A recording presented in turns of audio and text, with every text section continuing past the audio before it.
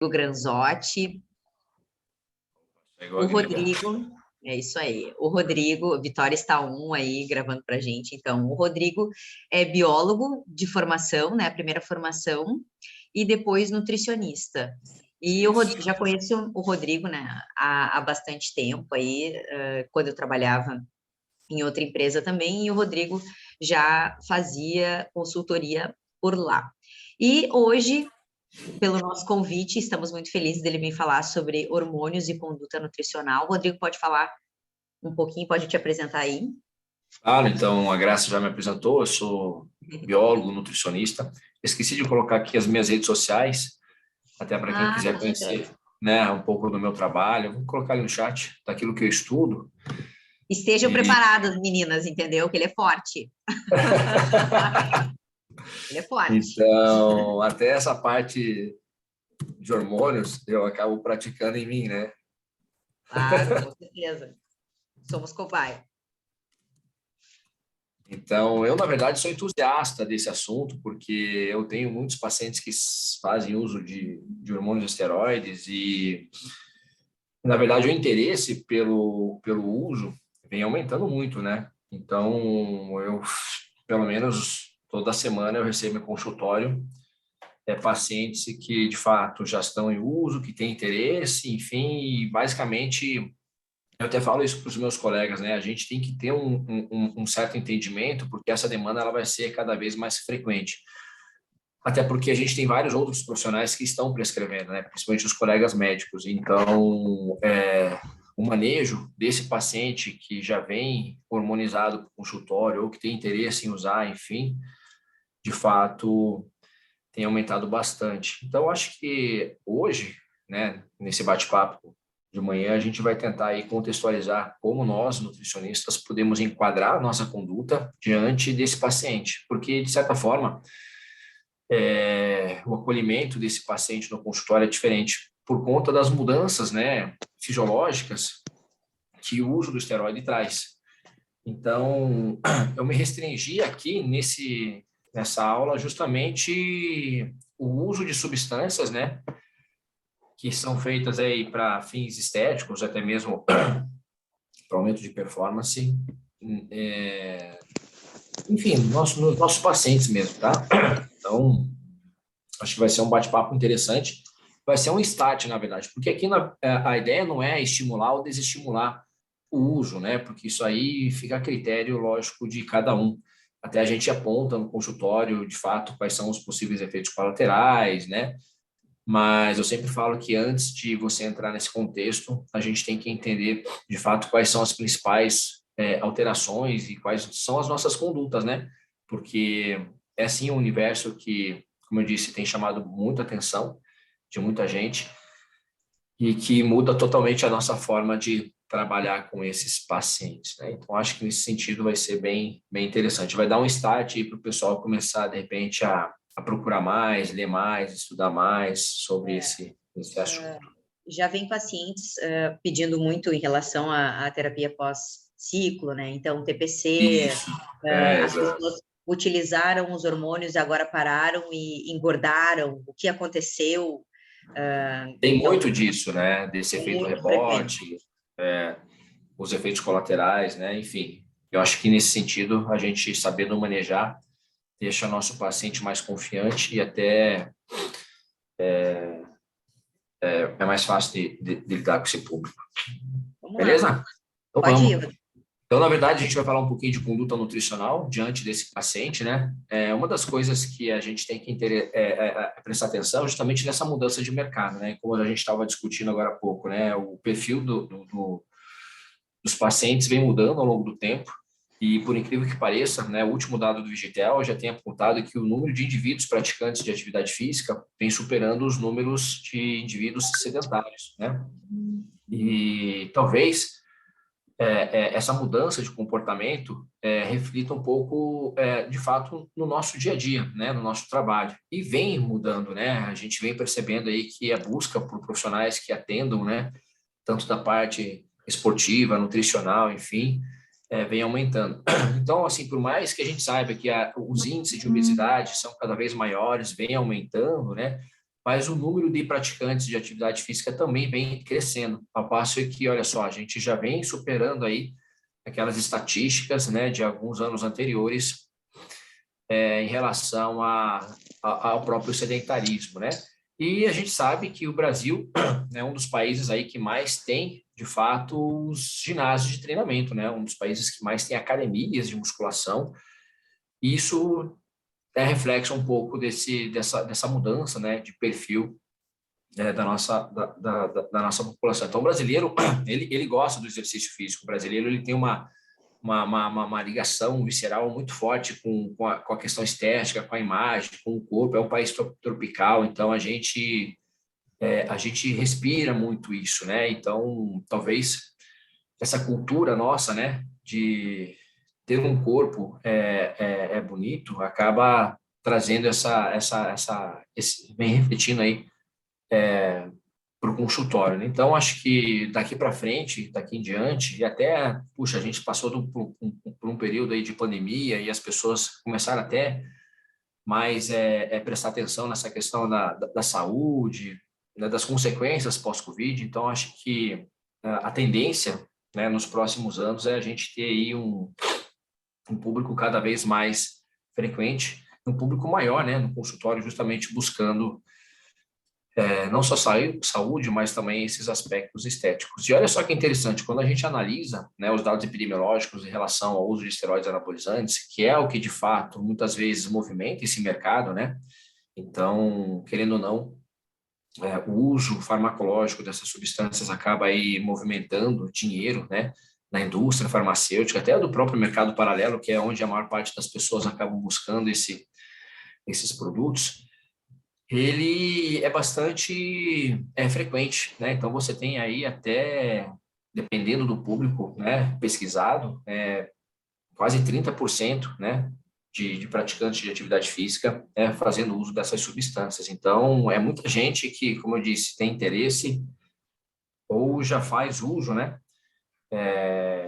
desses hormônios justamente para aumentar a performance, melhorar a composição corporal, melhorar os aspectos estéticos, enfim, são questões que são inerentes ao uso dessas substâncias. Então, a quantidade, lógico, de pessoas que utilizam, né, esses recursos vem crescendo cada vez mais, tá? Então, como eu disse, né, não é incomum no consultório a gente ter esse público ali presente. E, de fato, hoje a gente não tem mais o homem como centro ali, ou talvez como principal usuário dessa substância. As mulheres também têm se interessado pelo uso, né? E algumas substâncias vêm, de fato, se generalizando nesse público, né? Então, por exemplo, o uso da gestrinona, a própria oxandrolona, que ela é vendida como um lacinho cor-de-rosa, né? E as mulheres sempre ouvem falar dessa substância, desse esteroide, e chegam para o consultório já com essa curiosidade. Então, assim, o público feminino também é um público que vem aí crescendo o interesse em relação ao uso desses recursos farmacológicos. Então, eu acho que é um universo que a gente tem que se debruçar.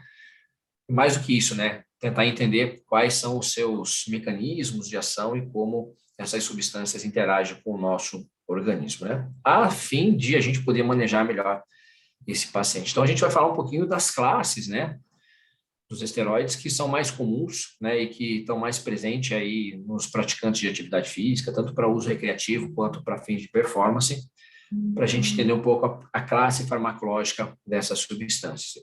Então, uma das coisas que a gente tem que entender é que quando a gente está falando de hormônios esteroides, a gente está falando de uma substância que é derivada do colesterol. Então, a produção endógena, a síntese endógena desse hormônio depende, sobretudo, né, desse lipídio, dessa gordura. Então, é a base para a produção dos hormônios esteroides, né, no organismo. A gente tem aí uma diversidade enorme, né, uma família de hormônios que compõem os hormônios esteroides. Os hormônios sexuais, geralmente derivados do colesterol, os hormônios esteroides derivados do colesterol são a testosterona, o estradiol, progesterona e a dihidrotestosterona. A gente tem outros hormônios, como a androstenediona e o próprio dihidroepiandrosterona, que são hormônios que são potencialmente mais fracos do ponto de vista hormonal, mas que também acabam exercendo aí alguns efeitos, né, no organismo. Mas, de certa forma, Esses hormônios, em específico, são os hormônios que são produzidos, né, a nível de gônadas. Então, tanto homens quanto mulheres produzem testosteronas, né, a testosterona no testículo e nos ovários. E a gente tem alguns hormônios que não são produzidos, né, nessas estruturas reprodutivas, mas que são produzidos no tecido periférico. Um deles, por exemplo, é a dihidrotestosterona, que é um outro hormônio, uma outra classe farmacológica de hormônio esteroide, mas cuja produção não vem a partir de glândulas, né, de glândulas reprodutivas. Então, o DHT em especial a gente produz no couro cabeludo, na pele, né, no tecido adiposo, no tecido prostático, enfim. Então, a gente tem estruturas distantes, né, dessas glândulas que acabam produzindo ou sintetizando esses hormônios. E, na verdade, quando a gente começa a entender a fisiologia, né, hormonal, boa parte dos efeitos colaterais dos hormônios androgênicos vem aí, sobretudo, do DHT, né, e do próprio estradiol, né, principalmente em homens. Então, todo o contexto, toda a fisiologia, né, depende, de fato, da produção e da síntese endógena dessas substâncias. E aqui, basicamente, a gente tem toda a cascata esteroidogênica, ou seja, quais são todas as reações, a depender da glândula que a gente está aí analisando, estudando, né, que são responsáveis pela produção desses hormônios. Então, a gente tem aí o precursor, o colesterol. A partir do colesterol, a gente tem a pregnenolona, que é o primeiro esteroide, né, que é formado a partir desse hormônio, que também tem muita aplicabilidade clínica, apesar de hoje no Brasil a gente não usar a pregnenolona, né, em outros países você tem aí o uso, né, recorrente desse hormônio para tratamento de inúmeras disfunções, e é o primeiro hormônio esteroide. A partir da pregnenolona a gente faz o DEA, né, que é a dihidroepiandrosterona, a gente faz progesterona, a gente faz aldosterona, que controla a nossa pressão arterial, a gente faz a androstenediona, a gente faz o cortisol, a gente faz testosterona, enfim. Então, existe uma infinidade de esteroides, né, que são hormônios derivados do colesterol, que são produzidos em regiões distintas, né, ou seja, em glândulas distintas, a depender aí da sua função, tá? Então, basicamente, os mecanismos endógenos de produção dependem dessa atividade hormonal. Uma coisa que a gente sempre fala, né, e o pessoal geralmente pergunta, puxa, como que a gente consegue melhorar, aumentar a testosterona naturalmente, né? Ou aumentar os meus níveis hormonais naturalmente? Basicamente, a gente tem que entender que todo esse processo é dependente de vários fatores, dentre eles os próprios fatores nutricionais. Então, essa primeira reação aqui, ó, de colesterol para pregnenolona, ela acontece dentro da mitocôndria. Então, a gente sempre fala que uma boa função mitocondrial, ela é responsável pela manutenção adequada dos hormônios sexuais. Então, quando a gente pensa, ou quando se estimula, né, aumentar ou elevar naturalmente os hormônios sexuais, sobretudo os homens que perguntam sobre a testosterona, né, a gente tem que manter uma mitocôndria saudável. Então, todos os nutrientes que são responsáveis pela função mitocondrial vão, de fato, exercer algum efeito, algum impacto nos seus níveis mitocondriais. E aí entra o estilo de vida, entra uma alimentação saudável, entra isso, entra os micronutrientes, né, que podem aí ajudar toda essa produção hormonal, tá? Então, a função mitocondrial, ela é extremamente importante, na verdade, para esse processo, tá? Então, quando as pessoas pensam, puxa, eu queria aumentar meus níveis de hormônio naturalmente. Então, pensem sempre na saúde da mitocôndria da célula de vocês, tá? Porque ela é a principal responsável. E aí a gente tem uma regulação, um eixo que regula a produção desses hormônios, né? Então, toda a produção endógena, ela é mediada aí por gonadotrofinas. Basicamente, a secreção dessas gonadotrofinas, elas dependem dos meus níveis de hormônios circulantes. E aqui a gente começa a entrar até num dos efeitos colaterais sobre o uso, né, de esteroides anabolizantes, principalmente quando a gente está falando de doses suprafisiológicas, porque a produção hormonal, ela fica dentro de um limiar de produção que, na verdade, é individual. Cada indivíduo tem os seus níveis fisiológicos adequados de hormônio, né? Então, sempre que um indivíduo, um paciente, uma pessoa faz uma administração de alguma substância, de algum esteroide, que sobrepõe a sua produção natural, você vai ter alteração nesse mecanismo endógeno que estimula, né, a tua produção natural desses hormônios, né? Então, geralmente, os usuários de esteroides anabolizantes, eles têm aí uma inibição desse processo, porque a quantidade, por exemplo, muitas vezes, de testosterona sobrepõe o que ele produz, né, naturalmente. Então, aqui a gente começa já a entender um dos principais efeitos colaterais sobre o uso desses esteroides, que é a inibição do eixo reprodutivo.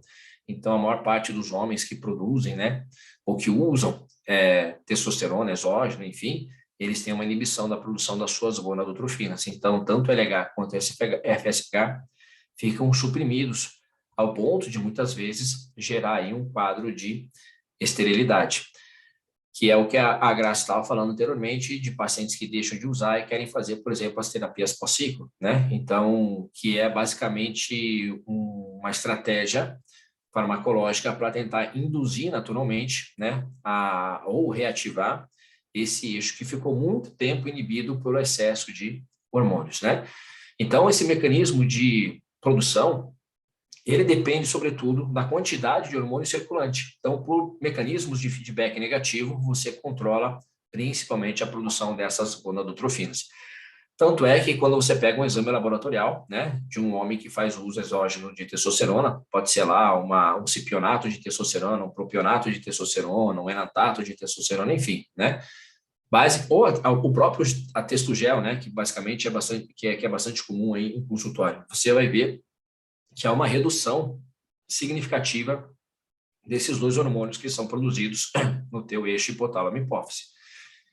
Então, aqui a gente já entra, né, num primeiro contexto importante, né, e que é frequente, a gente observa de forma frequente no consultório, que é a inibição do eixo reprodutivo. Então, os homens, eles, na maior parte das vezes, se tornam estéreis, né, ou seja, tem uma produção, uma redução significativa dos seus espermatozoides, bem como da própria produção endógena desses hormônios. O que não muda muito no público feminino, por exemplo, quando ela faz uso dos contraceptivos orais, né? Então, quando toda mulher faz uso aí da pílula contraceptiva, basicamente, né, aquele hormônio exógeno também vai fazer inibição do eixo reprodutivo, ao ponto de gerar esterilidade. Então, muitas mulheres deixam de menstruar, muitas mulheres deixam de ovular por conta aí do excesso hormonal, tanto de estrogênio ou de progesterona, que acaba inibindo aí a formação dessas gonadotrofinas. No entanto, gente, o mecanismo, quando a gente está falando de hormônios esteroides androgênicos, né, quando a mulher faz uso, por exemplo, de uma testosterona, né, de uma oxandrolona, enfim, o mecanismo de inibição de eixo em homens e em mulheres é diferente. Então, os homens, eles sentem mais, do ponto de vista fisiológico, ao longo do tempo, esse processo inibitório. As mulheres, geralmente, né, e na maior parte das vezes, quando elas interrompem o uso de algum esteroide anabolizante, você não precisa fazer uma indução de eixo como a gente faz no público feminino, com o uso de alguns medicamentos, enfim, né? Então, as mulheres, de fato, elas retornam, né, esse processo natural de produção dos hormônios sexuais de forma mais rápida e independente de intervenção, como a gente vê no público masculino. Geralmente, os homens, quando fazem uso prolongado e doses elevadas, precisam sim de alguns recursos farmacológicos, de medicamentos, para poder aí voltar a produzir isso de forma naturalmente, tá? Mas o fato é que os hormônios exógenos, quando você faz uso, né, de substâncias, principalmente de doses suprafisiológicas, você vai ter alteração nesse mecanismo de produção. E aí, todo hormônio que entra no teu organismo ou que é produzido de forma natural, ele vai exercer algum efeito fisiológico. Então, vários tecidos, né, respondem à presença desses hormônios. E aqui não é só a testosterona, existe uma classe farmacológica de hormônios que vão atuar da mesma forma, né? Então, a gente vai ver mais para frente quais são esses hormônios, mas o mecanismo de ação, basicamente, envolve a mesma maquinaria celular que estimula, por exemplo, a síntese proteica, a proliferação celular, enfim. Então, todo hormônio que é produzido ou é usado de forma exógena, quando cai na corrente sanguínea, vai atingir os seus tecidos-alvos, sua célula-alvo. Hoje a gente sabe que testosterona, enfim, até mesmo outros hormônios esteroides, eles têm afinidade por tecido muscular, por tecido nervoso central, tecido adiposo, enfim. Então, os hormônios sexuais, eles regulam muito, né, atividade de vários tecidos. Não é à toa, por exemplo, que, puxa, a testosterona em homens controla ou modula aonde esse homem vai depositar tecido adiposo. Isso é perceptível, né? Quando a gente faz uso dessas substâncias, que o acúmulo de gordura é diferente quando você faz uso de testosterona, quando você não faz. Então, os hormônios, eles controlam, né? Eles modulam justamente essa questão da própria atividade desses tecidos, bem como o aumento da massa muscular esquelética. É um dos tecidos que mais responde ao aumento dos níveis hormonais no organismo.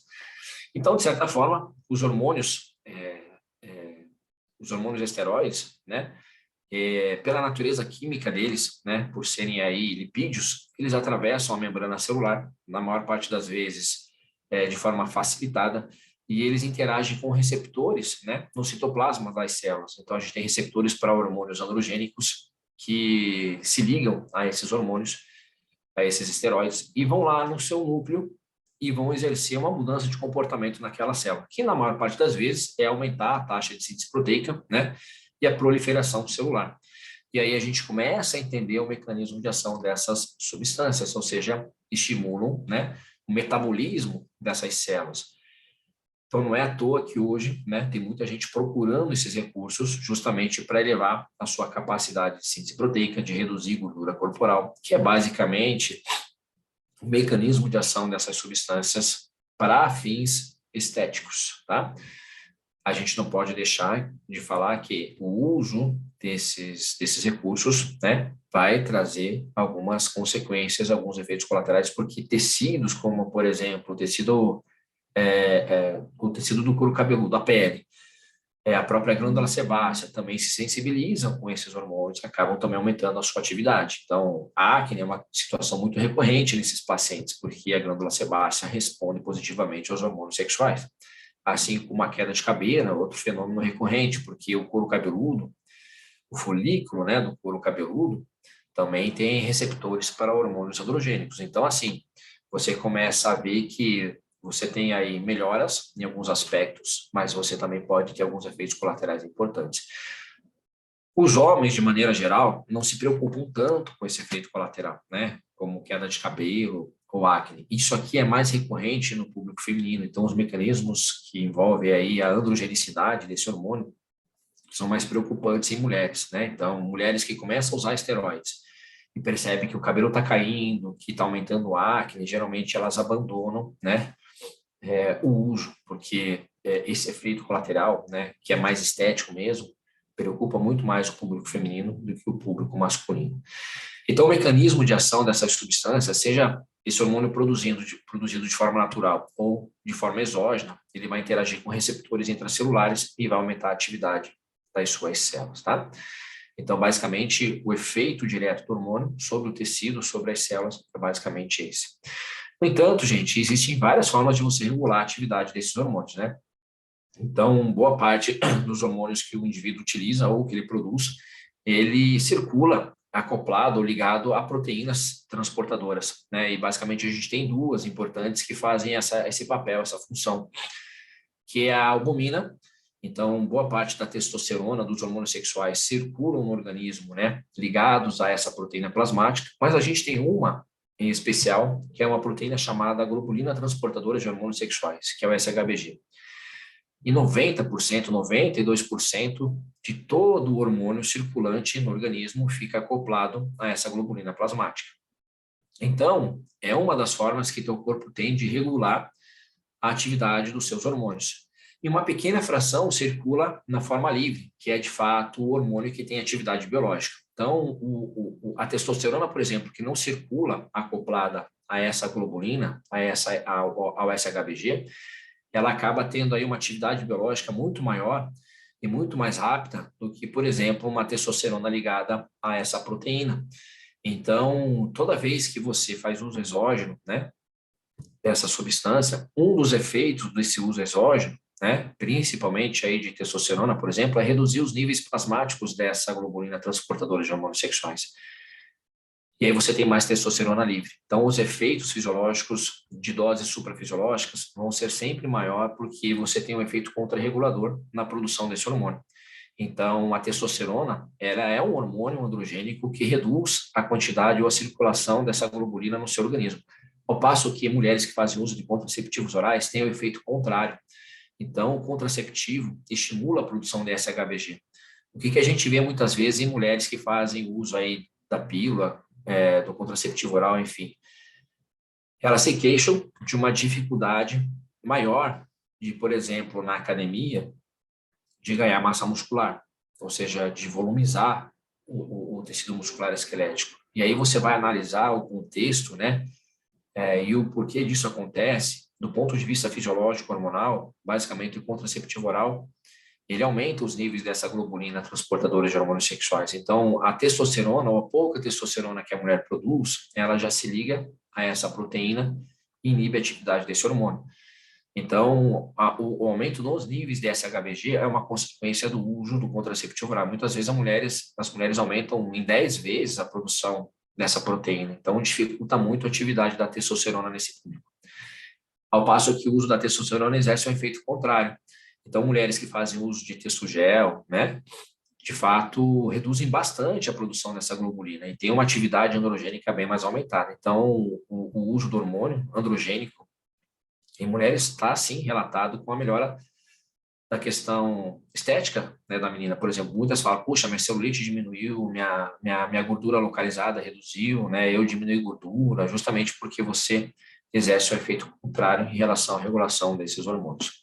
Então, o fato é que a atividade desses hormônios esteroides vai depender também da concentração dessa substância, tá? Então, o SHBG é uma proteína que acopla, que se liga a esse hormônio que é produzido ou que é jogado de forma exógena e impede a atividade dessa substância, tá? Mas, quanto maior os meus níveis de testosterona, menor os meus níveis de SHBG, né? Ou quanto maior os meus níveis de estradiol, né? Maiores são os meus níveis de SHBG. Então, existe essa contrarregulação a depender do próprio hormônio, tá? Existem formas de você modular essa globulina transportadora de hormônios sexuais, né? Então, existem medicamentos, existem fármacos que muitos homens usam, né? Justamente para elevar a sua testosterona livre, né? Então, por exemplo, existe uma substância chamada Proviron, que muitos homens procuram justamente para reduzir essa globulina transportadora de hormônios sexuais e aumentar, por exemplo, os níveis de testosterona. Outra substância que age de forma sinérgica com a testosterona e que muitos homens e mulheres fazem é o uso da oxandrolona ou do estanozolol. Então, o estanozolol, o oxandrolona, também diminui bastante a produção de SHBG e aumentam a fração da testosterona livre. Então, você tem uma atividade androgênica muito maior. Então, existem formas farmacológicas de você reduzir essa globulina e ter uma maior atividade desse hormônio no organismo. Mas lembro que quanto maior essa atividade androgênica, maiores são os ganhos, mas maiores são os efeitos colaterais, tá? Então, essa globulina, ela é uma globulina que controla a atividade dos hormônios, né, no organismo e que, de fato, permite ou não a função ou ação desses hormônios androgênicos no organismo, tá? Então, toda atividade hormonal depende dessa substância, dessa proteína, beleza? E aí a gente entra, de fato, nas classes farmacológicas, né, que basicamente existem aí à disposição dos usuários de esteroides anabolizantes. Então, basicamente, existem 3 classes farmacológicas. A gente tem as testosteronas, e aí dentro dessa família de testosteronas, a gente tem os ésteres de testosterona, que aí entram o cipionato de testosterona, que é o deposteron que vende na farmácia da indústria. A gente tem a durateston, que é um blend de testosterona.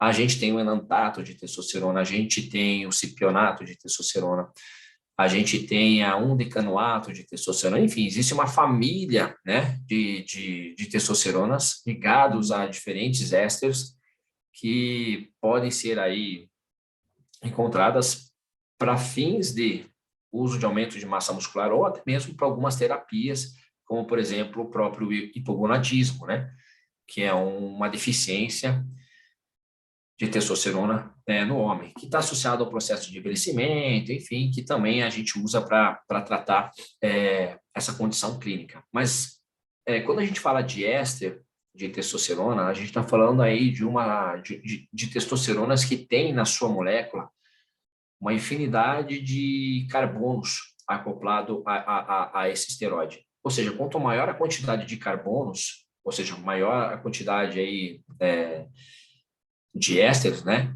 Quanto maior a quantidade de carbonos dessa molécula, maior o tempo de meia-vida dessa testosterona, tá? Então, a gente tem testosteronas que têm uma quantidade reduzida de carbono, de ésteres, e a gente tem testosteronas que têm uma cadeia longa de carbono, né? Que tem um éster maior. Então, quanto maior a quantidade de carbono, maior é o tempo de meia-vida dessa testosterona no organismo. Qual é a vantagem de você ter uma testosterona com éster grande? Que a estabilidade dela é maior. Então, por exemplo, um cipionato de testosterona, ela tem ali uma quantidade de carbono acoplada à molécula de testosterona que dá um tempo de meia-vida para essa testosterona no organismo de mais ou menos aí 10 a 14 dias, 10, 12 dias, tá? Então, a estabilidade que ela gera no organismo é diferente, por exemplo, do uso de uma testosterona em gel, que não tem nenhum éster ligado a essa molécula. Então, o homem ou o usuário, obrigatoriamente, tem que usar o gel todos os dias, porque o tempo de meia-vida dela é muito curta. Então, o que dá estabilidade, o que mantém o tempo de ação mais duradouro para essa testosterona é o tamanho da molécula, da cadeia de carbono que ela apresenta. Tá? Então, testosteronas ligadas a éster geralmente são mais estáveis. E é por isso que muitos homens preferem usar esse tipo de testosterona, porque, de fato, né, mantém uma concentração, uma quantidade muito maior no organismo por um longo período de tempo. E a indústria tem uma testosterona que tem um tempo de meia-vida de quase 6 meses, né? Então, para alguns usuários, né, principalmente para terapias, para tratamento de hipogonadismo, ela é ótima, porque o cara faz uma aplicação, 2 aplicações no ano, né? Então, ela se mantém estável e por um tempo maior, né, no corpo, né? Então, exercendo seus efeitos fisiológicos. E aí a gente tem outras substâncias, como o boldenona, que é um tipo de testosterona com algumas modificações moleculares, o próprio dianabol, né?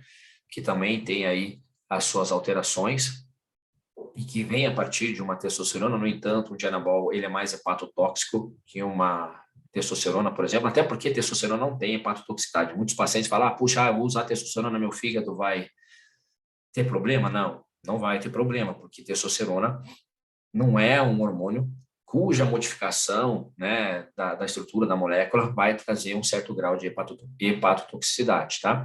A gente tem outras substâncias que, de fato, são mais hepatotóxicas e que, quando o paciente faz uso, a gente tem que prestar atenção na função desse fígado, tá? Então, quais são essas substâncias hepatotóxicas? Oxandrolona, estanozolol, né? O próprio hemogenin, o dianabol, que são drogas que, de fato, a indústria modificou a molécula e que, para ser aí mais difícil de metabolizar, elas acabam trazendo como consequência, né, esse efeito colateral, né? Ou seja, essa hepatotoxicidade.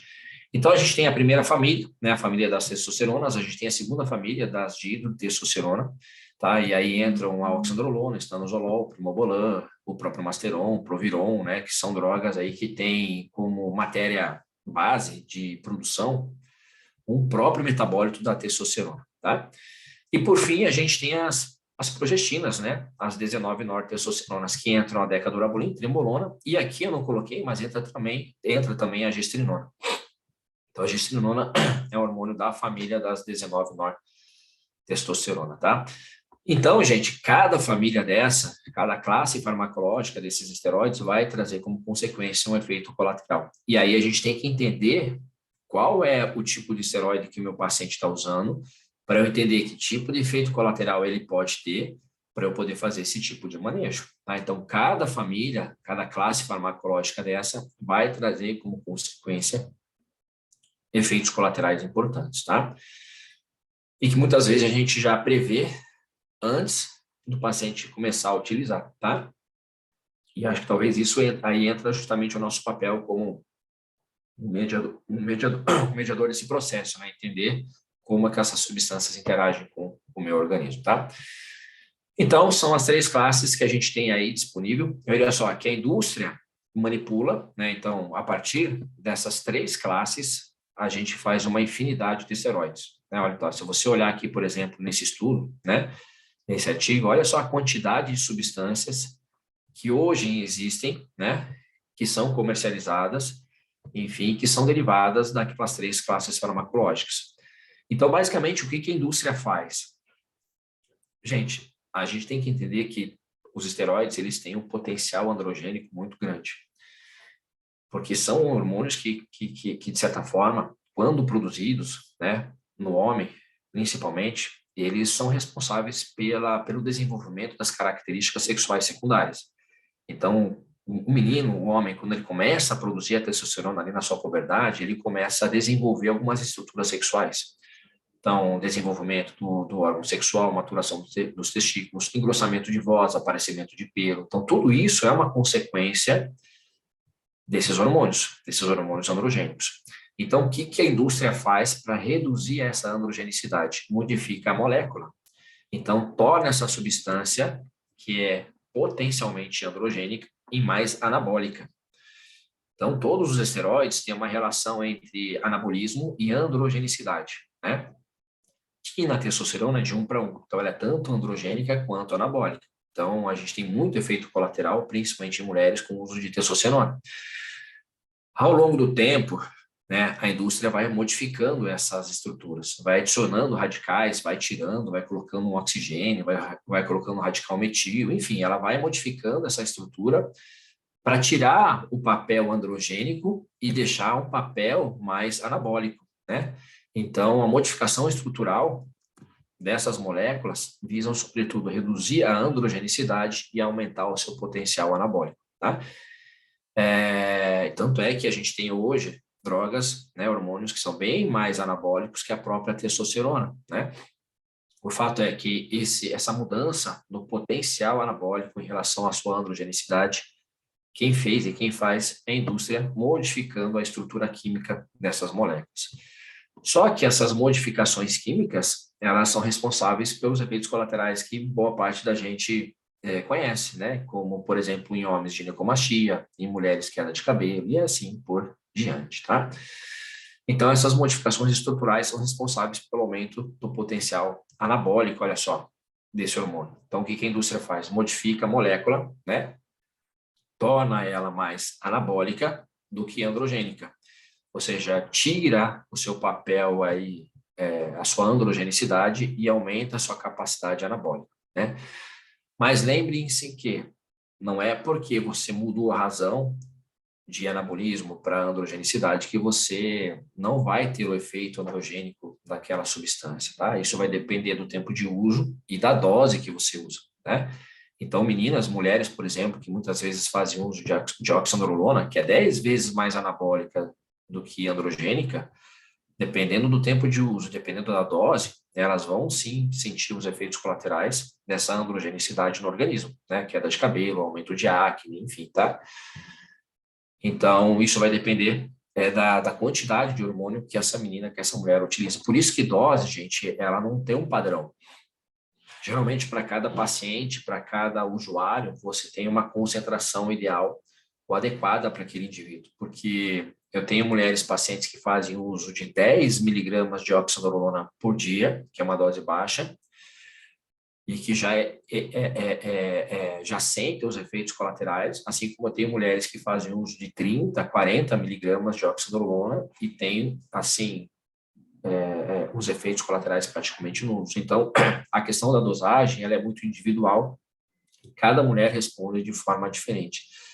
Eu sempre costumo dizer que o teu parâmetro de dosagem é, de fato, o efeito colateral que ela está te trazendo, né? Então, se aquele efeito colateral está sobressaindo os teus ganhos, de fato, está na hora de você reduzir dose, tá?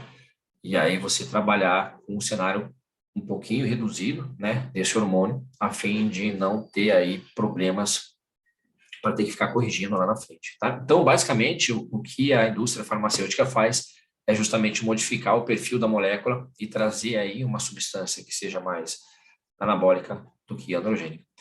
Uma coisa que a gente tem que entender, gente, que essas substâncias, elas não foram criadas para esse fim, né? Todas essas moléculas que a gente tem basicamente descrita, né, na indústria, elas foram criadas para tratar doenças, tá? O que a gente fez foi extrapolar o uso para o contexto desportivo estético. Então, a maior parte dos estudos com oxandrolona hoje, que você vê, é para tratar pacientes queimados, né?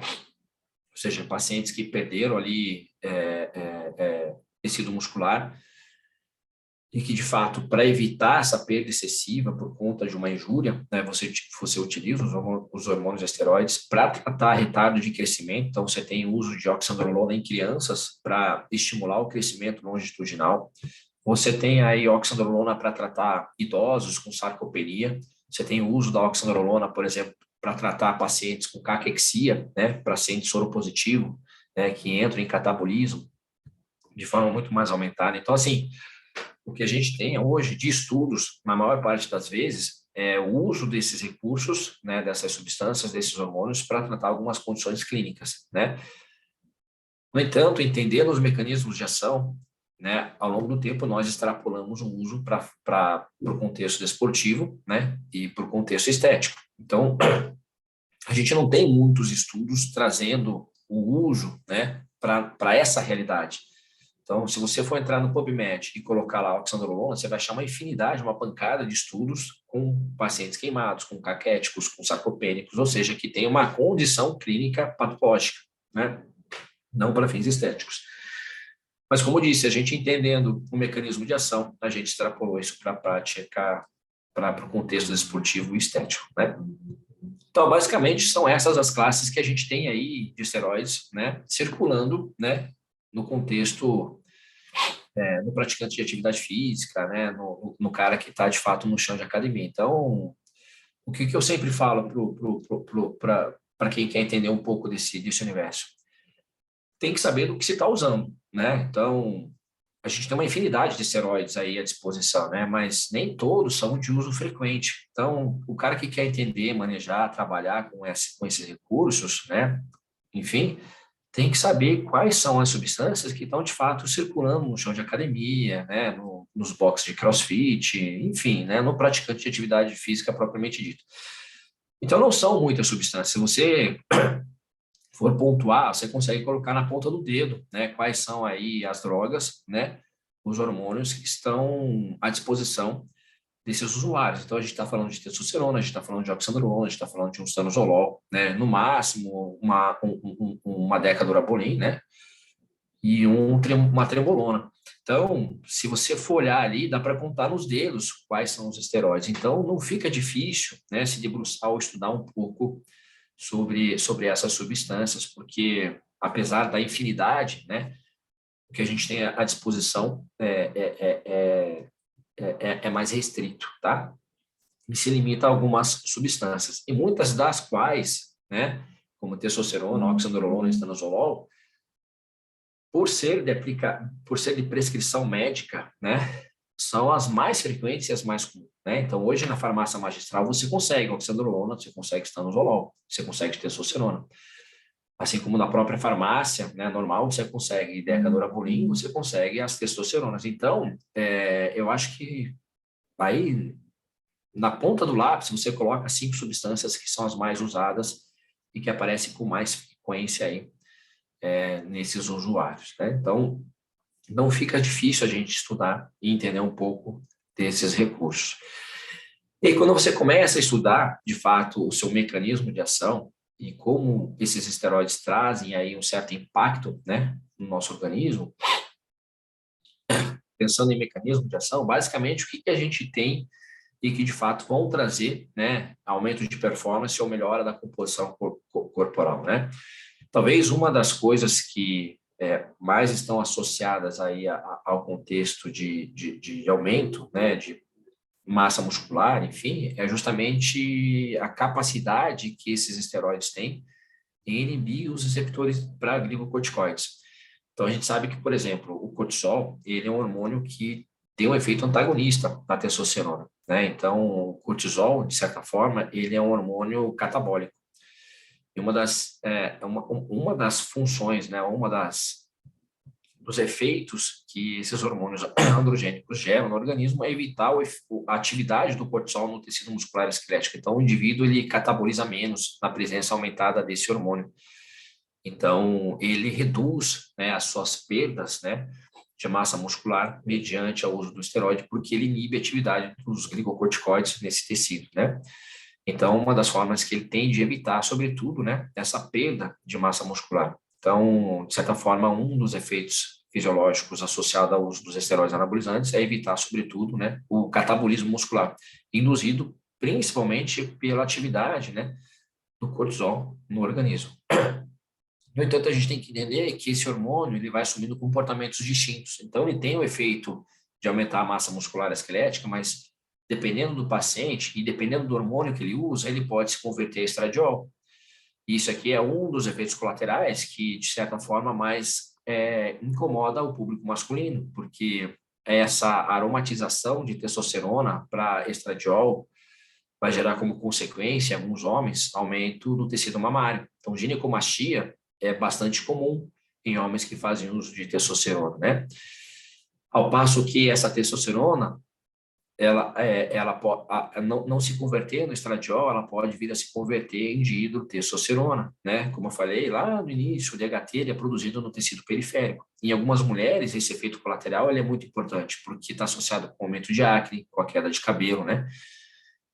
Que é uma atividade, né, da enzima 5-alfa-redutase, que converte essa testosterona em dihidrotestosterona. Algumas substâncias, né, alteram o comportamento, né, então a gente tem esse efeito colateral bastante comum, que é o aumento da irritabilidade, perda do sono, perda da concentração. Então, quanto maior os seus níveis de hormônios androgênicos, né, menor é a sua quantidade de serotonina no sistema nervoso central. E serotonina é um hormônio importante associado à regulação, né, do comportamento, né, desse indivíduo. Então, mais testosterona, menos serotonina, aí você tem uma mudança, né, no padrão comportamental. E tem um efeito colateral importante, o uso desses recursos, desses esteroides, que é aumento da eritropoetina, né? Até porque, gente, a gente pode até usar esteroide para tratar uma anemia, né? Uma das formas que se utiliza, na verdade não se utiliza muito hoje, mas já se utilizou bastante, é o uso de testosterona, de oxandrolona, de estanozolol, enfim, para tratar pacientes anêmicos, porque ele aumenta a produção da eritropoetina, que é de fato um hormônio associado ao aumento dos níveis de hemácias, né? Células vermelhas, enfim, no organismo. Então, um dos efeitos colaterais que a gente acaba acompanhando nos usuários de esteroides é justamente essa mudança, né, na atividade desse hormônio, porque isso aqui pode trazer algumas consequências que a gente vai discutir lá na frente, né? Então, esses hormônios, eles assumem diferentes comportamentos a depender aí do indivíduo que faz uso desses recursos, né? Então, a gente tem que monitorar como esse esteroide ele caminha dentro do organismo. É uma das formas que a gente tem justamente de minimizar principalmente os efeitos colaterais. É por isso que a avaliação laboratorial, os exames bioquímicos nesses usuários é de fundamental importância. Então, o indivíduo que se submete ao uso desses recursos, obrigatoriamente ele tem que ter o acompanhamento de um profissional que faça essas avaliações, justamente para ele entender como está o comportamento desse hormônio no organismo. Porque isso aqui pode ser um tiro no pé. Então, um cara que faz uso sem um acompanhamento, sem uma orientação e sem avaliar, né, o modo como esse hormônio tá se direcionando no organismo, pode trazer algumas consequências importantes que lá na frente fica difícil de corrigir, tá? Então, tem que acompanhar justamente para a gente entender como é que esse hormônio está se comportando nesses pacientes, ok? Como eu disse para vocês, né, você aumenta os níveis de testosterona, você aumenta os níveis de receptores, então, no tecido periférico, né, principalmente os hormônios que respondem a esses hormônios, geralmente elevam a sua capacidade, sua atividade, porque o número de receptores para hormônios androgênicos também aumenta, né? Então, é uma das formas que a gente vê uma elevação da resposta, né, da atividade dos hormônios no organismo. Então, basicamente, a quantidade de receptores para hormônios androgênicos é proporcional à concentração desses hormônios circulantes. Então, por exemplo, no tecido muscular esquelético, você tem uma infinidade de receptores para hormônios androgênicos, que aumentam a sua concentração à medida que os níveis hormonais, por exemplo, desses hormônios, aumentam no organismo. Então, é dose e resposta. Se eu aumento os meus níveis de testosterona, por exemplo, eu aumento os meus níveis de receptores. Por que tua célula pensa? Puxa, eu tenho que dar conta desse aumento de hormônio. Então, eu vou aumentar o meu número de receptores. E se eu aumento os meus números de receptores, a atividade dessa célula vai aumentar também, tá? Engraçado que tem um artigo falando sobre o aumento dos números de receptores para hormônios androgênicos usando L-carnitina. Então, conheço até alguns colegas médicos que fazem esse protocolo, né, em usuários de testosterona para aumentar a sua atividade anabólica, que é suplementar L-carnitina, justamente para exercer esse efeito no organismo. Mas a gente só tem um artigo que fundamenta essa hipótese. Então, assim, eu não vejo como tão viável o uso da L-carnitina para exercer esse efeito. Mas a gente tem estudos mostrando que a suplementação de L-carnitina pode sim aumentar a concentração de receptores para receptores de hormônios androgênicos, principalmente no tecido muscular esquelético, tá? Nesse estudo eles falam que o uso de 2 gramas de L-carnitina é suficiente para exercer esse efeito e aumentar a resposta anabólica desse indivíduo, tá? E no tecido muscular, toda vez que o indivíduo faz uso de esteroides anabolizantes, esses esteroides, eles vão, de fato, modular o comportamento das células do tecido muscular esquelético. Então, você tem um aumento aí dos mionúcleos, e esses mionúcleos, quando eles perfundem, né, os miócitos, as células do tecido muscular esquelético, eles vão, de fato, permitir a replicação dessas células, sob o estímulo da musculação, né? Então, o aumento dos números de mionúcleo são responsáveis justamente pelo aumento, né, a incorporação dessas células satélites, o que vai, de fato, elevar a sua capacidade de síntese. Então, um dos mecanismos de ação dos esteroides anabolizantes é modificar ou aumentar a fisiologia da função muscular. Então, você tem aí um aumento do número de mionúcleos e um aumento da atividade dessas células satélites, né? E é basicamente a atividade dessas células satélites que aumentam a tua capacidade de síntese proteica. Quanto mais células satélites eu tenho perfundindo, né, nesse meu miócito, maior é a minha capacidade de síntese, né? Veja, gente, isso aqui é induzido pelo exercício físico, porque aqui você tem um fator limitante, tá? Ou seja, que é o teu potencial genético. Até porque eu posso aumentar minha massa muscular esquelética usando testosterona sem fazer atividade física, mas eu vou chegar até um certo patamar. Depois disso, eu só consigo elevar esse mecanismo quando eu dou um estímulo para esse tecido muscular esquelético. É por isso que a atividade física é de fundamental importância para o aumento significativo dessa massa muscular esquelética. Porque é o estímulo que eu dou por meio da atividade física que vai, de fato, elevar essa capacidade de síntese. Então, eu tenho meu potencial genético, que é limitado, mas o exercício físico ele extrapola esse processo. Então, aqui, de fato, a associação do exercício físico com o recurso, com o esteroide, é que vai, sim, trazer ganhos significativos sobre a massa muscular. Então, quando você vê um corpo de um fisiculturista, basicamente, aquele corpo ele não foi construído só usando esteroide. Se você analisar uma planilha de treino daquele indivíduo, e não só isso, né? A dieta daquele praticante, você vai ver que essa soma de fatores é que dá condição para que tenha aquela quantidade de massa muscular esquelética. Então, basicamente, o efeito direto do hormônio é a nível de regulação da função muscular. Então, você tem um aumento da perfusão dessas células satélites nos seus miócitos e, basicamente, esse aumento de perfusão que dá condição para o aumento da taxa de síntese proteica, tá? Então, os hormônios, de fato, vão exercer aí um aumento da sua capacidade, né, da sua função muscular que tem relação com a capacidade, aumento da capacidade de síntese proteica, tá? Professor, quanto que é considerado uma dose suprafisiológica já para fins de exercer esse efeito no organismo? Então, o homem, ele produz por semana, né, em média, 75 miligramas de testosterona por semana, né?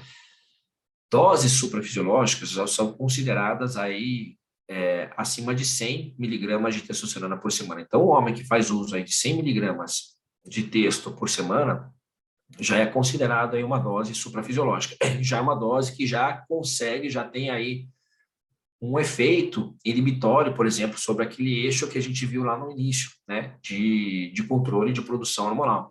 Então, doses acima de 100 miligramas de testosterona por semana já é considerado uma dose suprafisiológica, né? Mas veja, a gente tem usuários que usam até 1 grama de testosterona por semana, né? Ou seja, uma dose bem maior do que, de fato, ele produz. Então, ele vai ter um efeito bem mais significativo sobre esse mecanismo de ação do que um homem que, de fato, produz esse hormônio naturalmente, tá? E tem uma coisa interessante, né, gente, que hoje tem mudado um pouco a cultura, graças a Deus, porque a ciência vai dando luz a essa mudança de comportamento, que nem sempre mais hormônio é mais massa muscular. Então, antigamente, você via, né, geralmente os homens, enfim, os praticantes, os fisiculturistas, usando 2, 3 gramas de testosterona por semana, ou seja, doses elevadíssimas, né, que encurtava, de fato, o tempo de vida desse indivíduo. Hoje, a maior parte dos protocolos, inclusive de fisiculturistas, né, já não trabalham com essas dosagens elevadas. Então, a maior parte dos usuários fica em torno de 400 a 600 miligramas, bem abaixo do que se usava antigamente, né? E trazendo menos efeitos colaterais, tá? Eu sempre falo, quanto mais substância você utiliza, mais efeitos colaterais você vai ter. Então, hoje, a fim de minimizar os riscos, né, os efeitos colaterais, se utiliza doses bem mais baixas e ainda se mantém ganhos significativos, né? Então, assim, essa concepção antiga, né, de que quanto mais esteroide, mais massa muscular, já não existe mais, né? Então, hoje, a gente tem mais técnica de execução, hoje a gente prioriza mais a dieta, a alimentação, hoje a gente tem mais recursos nutricionais que também vão otimizar esses ganhos e não vão se limitar somente ao uso dessas substâncias, né? Então, olha só que interessante, né, esse gráfico. Então, a tua taxa de síntese proteica, ela modifica à medida que você tem aí diferentes concentrações de hormônios androgênicos no organismo. Então, geralmente, as doses suprafisiológicas, que é o que de fato se utiliza hoje, para fins de ganho de massa muscular, é que vai exercer esse efeito sobre os seus mecanismos de síntese. Então, quanto maior aqui, ó, os meus níveis de testosterona para cima das doses fisiológicas, né, menor é a minha taxa de degradação e maior é a minha taxa de síntese. Então, por isso que hoje, né, você vê que doses acima do que é produzido naturalmente gera ganhos significativos. Então, o indivíduo que fica ali na sua produção natural, ele vai ter um ganho até um certo patamar, né? Acima daquilo, ele só consegue se, de fato, ele for procurar fazer uso dessas substâncias mais com doses mais suprafisiológicas, né? Então, geralmente os ganhos estão mais associados com doses maiores do que esse indivíduo produz naturalmente, tá? Então, a tua capacidade de síntese e tua capacidade de degradar o seu tecido muscular aumenta à medida que as concentrações plasmáticas desses hormônios também aumentam, tá? Então, a regulação da fisiologia do tecido muscular esquelético é proporcional aí à quantidade de esteroide que você tem circulando. Mas lembrando que nem sempre mais esteroide é mais massa muscular, tá? Então, a gente tem um limiar que regula isso. Mas o fato é que, se eu tenho mais concentração desses hormônios, de fato, a minha capacidade de síntese, ela também aumenta. E um dos aspectos fisiológicos interessantes, né, associados aí ao aumento dos níveis, né, desses hormônios no organismo é a capacidade que esse teu tecido muscular esquelético tem em responder aos fatores nutricionais, né? Então, por exemplo, toda vez que eu jogo um esteroide ou aumento os meus níveis de testosterona, a minha captação de leucina para o tecido muscular esquelético aumenta. Então, olha só que interessante, eu aumento os meus níveis de esteroide e a quantidade de proteína, de aminoácidos que meu músculo consegue assimilar é maior. Então, aí você começa já a raciocinar em como a nutrição pode otimizar esse processo. Então, aumentar a quantidade de proteína da dieta acaba sendo aí uma forma efetiva de você melhorar a resposta de síntese proteica.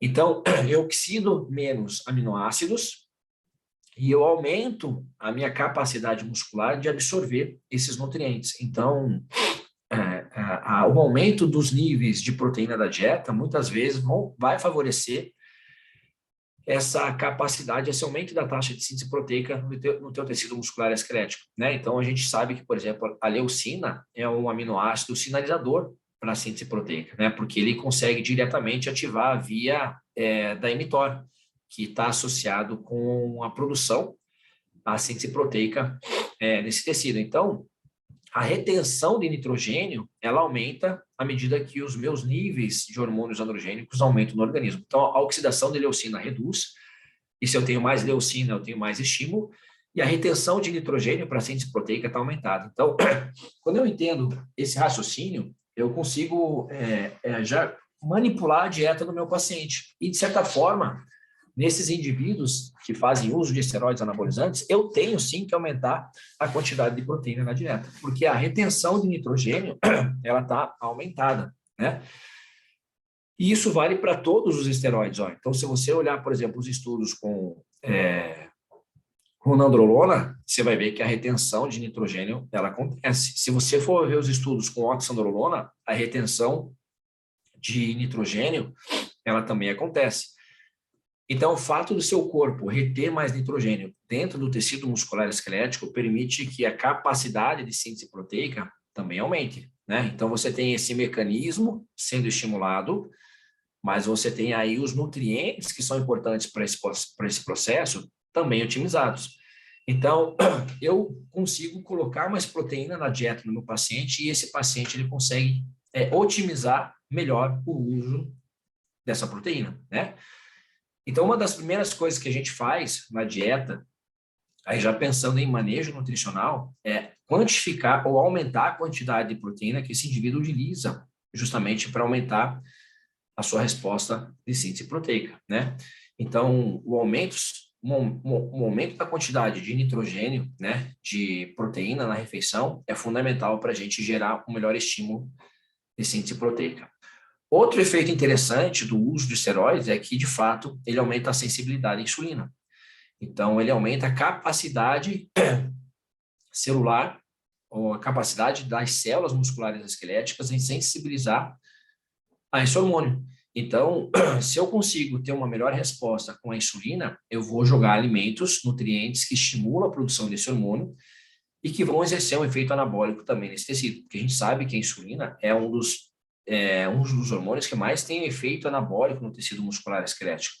Então, boa parte dos usuários de esteroides, geralmente você vê que eles aumentam o consumo de carboidratos, porque é o principal nutriente da dieta que estimula a produção desse hormônio. Então, se eu aumento minha sensibilidade à insulina, eu vou trabalhar com nutrientes que vão gerar essa resposta e vão exercer um efeito anabólico maior no meu tecido muscular esquelético. Então, os hormônios androgênicos, e principalmente em homens, esse efeito é mais acentuado, a atividade da insulina, a sensibilidade a esse hormônio aumenta. Então, a minha resposta, né, principalmente ao anabolismo e principalmente a diminuir a taxa de degradação, aumenta. Então, uma das coisas que a gente faz também, a gente vai ver nos próximos slides, é quantificar, aumentar, né, o consumo desses alimentos que tem por finalidade, né, trabalhar com esse hormônio. Então, o carboidrato, muitas vezes, acaba sendo aí de fundamental importância justamente para elevar a taxa de síntese em sinergia com a própria testosterona.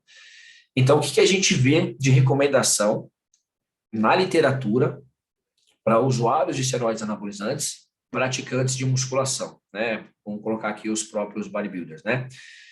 Que a faixa de proteína, né, fica em torno aí de 1,6 a 2,2 gramas de proteína por quilograma peso, tá? Então, em média, os usuários, né, de esteroides e bodybuilders fazem um consumo aí de dietas hiperproteicas. A gente vai ver alguns protocolos que o consumo é bem maior, é mais elevado. Então, na média, esses indivíduos ficam em 2,2, 2,5. E o consumo de carboidrato, né, dependendo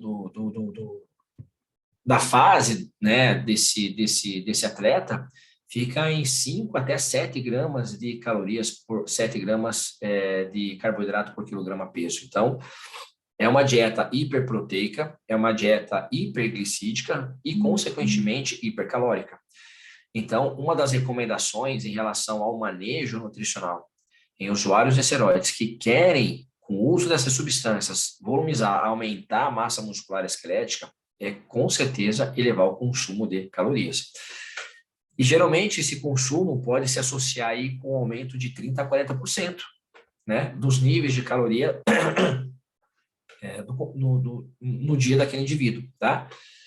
Então, o que a gente vê aqui, basicamente, de manipulação da dieta desses indivíduos, que, geralmente, na fase, né, no período onde esses praticantes, eles querem volumizar, ou seja, ganhar peso, eles consomem de 30% a 40% a mais de caloria na dieta. Então, talvez o principal ajuste que a gente tem que fazer aí, quando o indivíduo chega, estou usando tal substância para volumizar, para ganhar peso, para subir de massa muscular. Elevar de 30% a 40% a quantidade de calorias na refeição desse indivíduo. O que eu faço na minha prática clínica, né? Dependendo do nível de treinamento desse paciente, aumentar em torno de 300 calorias a dieta daquele indivíduo. Então, quando eu sei que o paciente ele tem um nível de treinamento adequado, esse aumento no consumo calórico pode ser maior. Mas aquele paciente que, tipo, treina 5 vezes na semana, que quer, de fato, só melhorar a questão estética, enfim, 300 calorias de aumento já é suficiente para a gente ter um bom resultado, tá? Então, esse aumento no consumo calórico, aí entra a quantidade de proteínas, de carboidratos, de gordura, né? Tem que ficar em torno aí de 30% a 40%, e essa avaliação deve ser feita de forma progressiva. Então, à medida que o paciente vai evoluindo, você vai fazendo os determinados ajustes na alimentação desse indivíduo. Então, em média, né, 30% de incremento, né, no consumo calórico desse indivíduo já é suficiente para você ter ganhos significativos, tá? E essas calorias devem vir principalmente de onde? Do ajuste proteico, né, e do ajuste de carboidratos, tá? Então, os principais nutrientes que a célula muscular esquelética utiliza para exercer as suas respostas de síntese proteica, tá? Então, carboidrato e proteína são os principais nutrientes que você faz os ajustes justamente para elevar esse consumo calórico e justamente para aumentar ou elevar essa taxa de síntese proteica, tá? Então, caloria é fundamental quando a gente pensa em ajuste nutricional em usuários de esteroides anabolizantes que querem, de fato, aumentar a sua massa muscular esquelética. Ah, professor, vai vir gordura nesse processo? Muitas vezes vem, tá? Porque a gente está trabalhando com superávit calórico. Então, o que a gente tem que imaginar? Nível de treinamento. Então, uma das coisas que a gente tem que entender é que tipo de paciente está na minha frente. Qual é o nível de treinamento que esse indivíduo tem? Se durante a conversa, durante a anamnese, né, você começa a perceber que ele não tem um nível de treinamento adequado, você não precisa subir tanta caloria, né? E esse indivíduo também não precisa trabalhar com doses muito elevadas de esteroides. Então, a conversa, o ajuste, tudo que você faz ali vai depender, de fato, da rotina de treinamento desse paciente, tá? Então, isso a gente tem que levar em consideração justamente para adequar a quantidade, o aumento de calorias que a gente faz na dieta. Então, essa conversa, muitas vezes, é fundamental para a gente exercer esse ajuste. Então, o nível de treinamento daquele paciente, tá? E principalmente o tempo de treino que ele tem, né? Então, muitos pacientes falam, estou usando oxandrolona, mas não tem nem um ano de academia. Então, muitas vezes, o cara não tem nem maturidade muscular suficiente para ter uma boa resposta com o esteroide, né? Mas ele já vem usando. Enfim, então, tudo isso a gente leva em consideração na hora de fazer esse ajustezinho, tá? Mas na minha prática clínica, né, os pacientes que têm aí rotina de treino e que, de fato, tem um volume, uma densidade de treino significativo, eu aumento de 30% a 40% o consumo calórico dessa dieta, tá? Mas você vai pegar protocolos onde você tem aí o consumo de até 3 gramas de calorias por quilograma peso, 4,5 gramas de caloria por quilograma peso. Então, você vai encontrar aí, basicamente, com perfil, né, dietas hiperproteicas e hipercalóricas, tá? Então, essa é basicamente o escopo da alimentação desses usuários, né, praticantes de exercício físico, principalmente treino resistido, que é a musculação propriamente dita. E eu costumo dizer, gente, que como a gente muda, né, existem ciclos dentro desse processo, né? Então, você tem uma fase onde o indivíduo ele come de forma demasiada, né, a fim de volumizar. Tem períodos que ele faz restrição justamente para diminuir o percentual de gordura, enfim. Então, o paciente ele fica ciclando, né, a dieta para modificar a sua composição corporal, né? A gente vê praticamente que mais próximo do final do ano, né, período de verão, enfim, as pessoas tendem a fazer mais restrição para manter um percentual de gordura mais baixo. E mesmo assim fazendo uso de esteroides.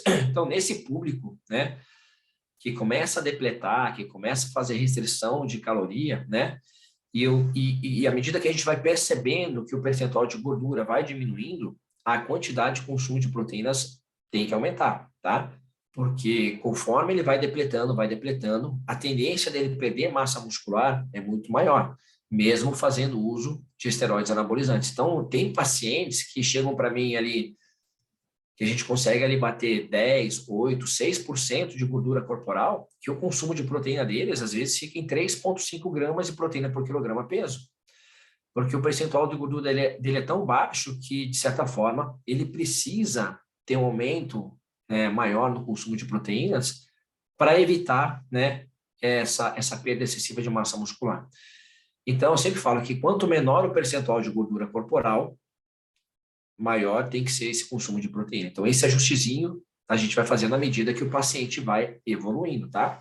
Então, esse consumo, né, de proteína, ele é mais elevado, ele é mais interessante quando o indivíduo tem um percentual de gordura bem mais baixo, tá? Então, aquele cara que chega ali bater 6, 8% de gordura. Então, esse cara tem que ter um consumo de proteína bem maior. Aí pode chegar até 3,5 gramas de proteína por quilograma peso, tá? Ou seja, uma densidade proteica bem mais elevada, ok?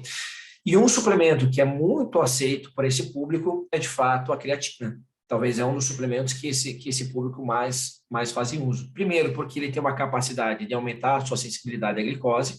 Olha só que interessante. Então, a captação de açúcar de glicose para as células aumenta com a suplementação de creatina. Então, você consegue sensibilizar a glúten, né, independente da ação do hormônio, usando creatina. Então, a entrada desse nutriente para a célula aumenta, então a capacidade de produção energética se eleva.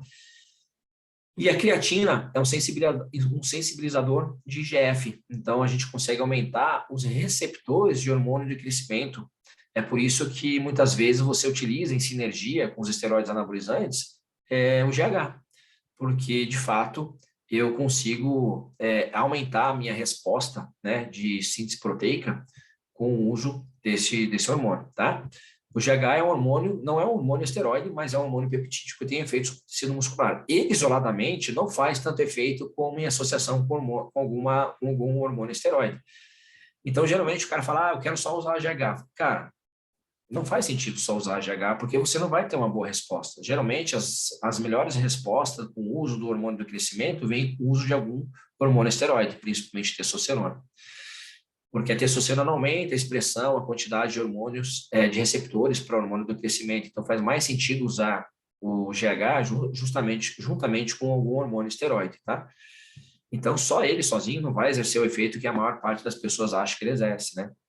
Muitas pessoas colocam o hormônio GH num patamar que, de fato, ele não tem, né? Que ele, isoladamente, ele não vai exercer.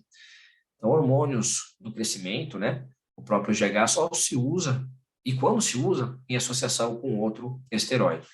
Mas por quê? Porque testosterona aumenta a expressão do hormônio do receptor para IGF-1, que é o metabólito do hormônio do crescimento, mas olha só, a creatina também faz. Então, é um dos suplementos que mais se utiliza, né, em praticantes de treino resistido, porque ela tem uma capacidade de aumentar a sua sensibilidade ao hormônio do crescimento, né? Então, além de melhorar o teu metabolismo, né, com a glicose, com o açúcar, você também melhora a sua sensibilidade ao hormônio do crescimento. E, gente, o que estimula a produção de hormônio do crescimento? Atividade física, exercício físico, treino resistido, né? Nem sempre você precisa passar para as terapias hormonais. O próprio exercício já vai exercer esse efeito no organismo, tá? E para a gente já ir fechando, né, o manejo dos efeitos colaterais. Então, como eu falei, né, o uso dos esteroides não são aí, não estão aí, não são ausentes desses efeitos. Então, a maior parte das substâncias que a gente foi discutindo, foi vendo ali ao longo das nossas aulas, estão associadas aos efeitos colaterais. Então, a gente tem aí, tanto no público masculino, alteração, né, no sistema reprodutivo, e principalmente em homens, isso é mais pronunciado. Então, o uso desses recursos acaba trazendo aí, principalmente, como efeito colateral, a infertilidade, né? Então, durante o uso, boa parte dos homens ficam inférteis, tá? Mas não é garantia, porque a gente vê vários fisiculturistas aí engravidando, né? Então, ele não é uma regra, mas a quantidade de espermatozoides, né, diminui bastante. Então, a infertilidade acaba sendo um dos efeitos colaterais comuns, principalmente em usuários aí de testosterona, né? A gente tem algumas drogas que são hepatotóxicas, a gente tem algumas drogas que podem trazer alterações a nível de estruturas, né, de pele, como cabelo, né, glândula sebácea. Algumas drogas são mais neurotóxicas, por exemplo, a trembolona, né, que alteram muito o comportamento, o humor dos pacientes. Algumas substâncias, como as nandrolonas, né, decadurabolin, trembolona, podem aumentar os níveis de prolactina, que em algumas situações podem reduzir, diminuir libido, né, principalmente em homens. Então, o desejo do apetite sexual pode ser um dos efeitos colaterais em decorrência de algumas substâncias. Enfim, então você não está inerte, né, ou livre de qualquer problema ou de qualquer efeito colateral quando você faz uso desses recursos, tá? E aí, gente, pensando aí de forma direta, ó, um dos efeitos colaterais que mais vai aparecer em qualquer tipo de esteroide que se usa, dislipidemia, né, alteração no perfil lipídico. Então, todos os esteroides vão alterar os níveis de colesterol do organismo daquele usuário. Então, uma das consequências é aumento do colesterol total, aumento dos níveis de LDL e redução dos níveis de HDL. Então, o risco de doenças cardiovasculares, ela aumenta porque o teu perfil lipídico também aumenta. E, de fato, esse perfil lipídico não só aumenta por conta do efeito do hormônio, mas porque o indivíduo passa a comer demasiadamente, né? E muitas vezes uma dieta que não é controlada, que não tem acompanhamento de um nutricionista. Então, dislipidemia vai ser uma das principais alterações que a gente consegue observar nesses usuários, independente da classe farmacológica. Então, tanto as testosteronas, quanto as dihidrotestosterona, quanto as nandrolonas vão exercer esse efeito. Olha só que interessante, os esteroides anabolizantes, eles aumentam a síntese de novo de ácidos graxos. Então, vocês lembram daquela enzima HMG-CoA redutase, que é responsável pela síntese de colesterol? Ela aumenta a atividade quando você aumenta os seus níveis de hormônios androgênicos. Então, a tua produção hepática de colesterol aumenta por conta do efeito do esteroide, porque ele estimula a atividade dessa enzima e você aumenta os seus níveis de colesterol. Então, uma das formas que a gente tem e que a gente deve fazer no consultório é manejar essa dislipidemia. Então, por exemplo, aqui eu coloquei algumas substâncias, né, que podem ser manipuladas. Cadarino não tem mais, tá? Então, cadarino saiu, mas era uma baita de uma substância para modular esse perfil lipídico. Mas a gente tem os fibratos, a gente tem a niacina. Só cuidar com o tipo de niacina, porque ela tem ali o efeito flush, mas a gente já tem na farmácia de manipulação essa niacina que tem aí, que é ausente desse efeito. Mas a niacina é excelente para diminuir o perfil lipídico, tá? A clorela, a gente utiliza na prática clínica para diminuir os níveis de colesterol total. Berberina exerce esse efeito. O Vasguard é super interessante para diminuir, né, esse perfil lipídico. Enfim, então a gente tem as beta-glucanas, as fibras da dieta. Então existem várias formas de você manejar aí o paciente que apresenta essa alteração nos níveis de colesterol, tá? Então o manejo, na verdade, uma das coisas que a gente se preocupa sempre no consultório é avaliar o perfil lipídico desse indivíduo, tá? Então o manejo vem sobretudo da dieta, ou seja, do tipo de alimento que esse paciente consome, mas também aí do recurso ou de uso de algumas substâncias que podem interferir diretamente na produção do perfil lipídico desse indivíduo, tá? Então, dislipidemia vai ser aí algo recorrente que a gente vai encontrar nesses indivíduos. Outro problema que é muito comum, principalmente em usuários de testosterona, é alteração no hemograma, né? Então, o aumento dos níveis de hematócrito é um fator de risco para o desenvolvimento de trombose, tá? Então, os efeitos trombolíticos decorrentes do uso de testosterona não são incomuns. Inclusive, isso aqui é um fator de risco para levar o indivíduo a óbito, tá? Por exemplo, esse é um paciente que chegou para mim fazendo uso de esteroides, de testosterona. Se eu não me engano, ele usava quase 1 grama de testosterona por semana. E os níveis de hematócrito dele estavam em 58,7, quando o ideal é 44, 48, ou seja, estavam 10 vezes, né? Ou seja, 10 pontos acima do normal.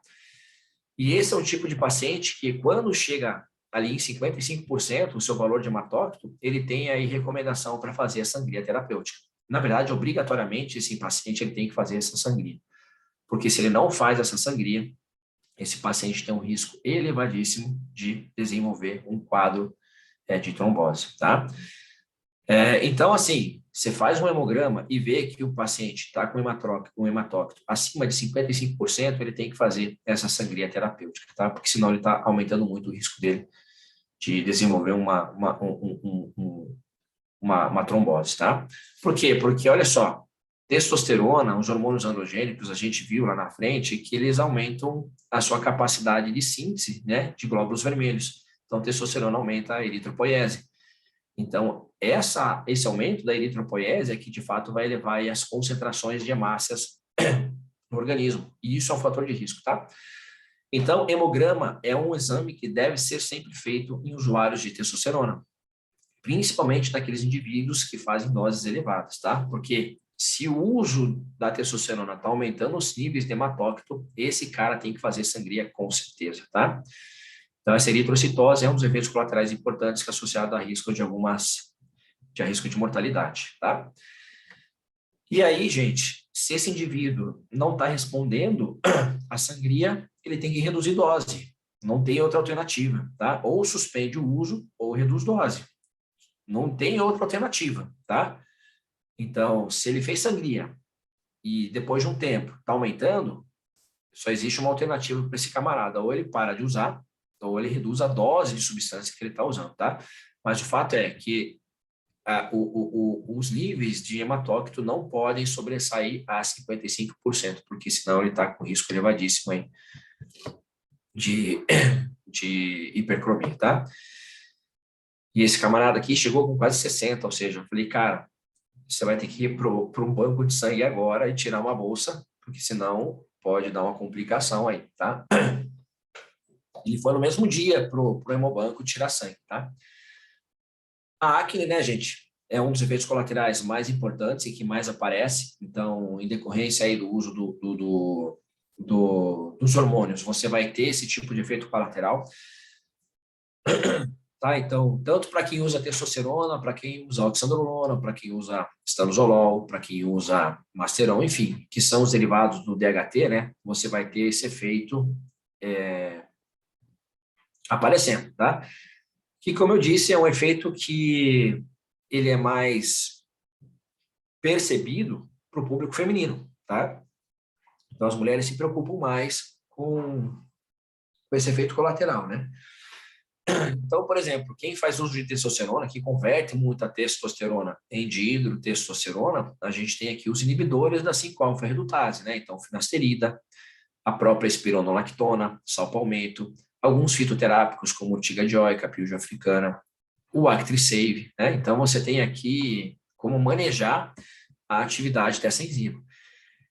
Essas sugestões são mais eficazes e mais eficientes para quem faz uso de testosterona, que está convertendo, que aí você diminui a atividade dessa enzima. Quem faz uso do DHT, né, da oxandrolona, do estanozolol, não vai ter tanto efeito em relação ao uso dessa suplementação, desses inibidores.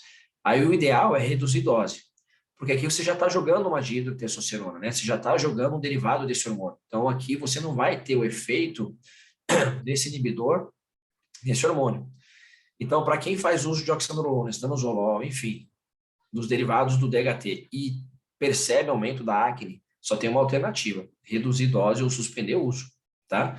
Agora, o cara que faz uso de testosterona e percebeu que aumentou a acne, esse cara aqui, ele se beneficia mais com essa suplementação, porque aí você diminui a taxa de conversão, tá?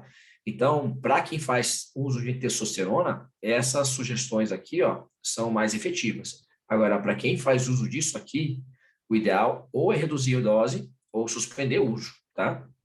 Porque aqui você já está trabalhando com uma dihidrotestosterona. Então, para acne, a gente tem aqui essas sugestõezinhas, tá? Para a mulher que faz uso de testosterona, mesmo os gelzinhos e que percebe que aumenta muito a acne, eu vejo muita resposta positiva com finasterida, tá? Na dose de 1 miligrama. Então, já tem aí já dá uma boa amenizada nesse efeito colateral.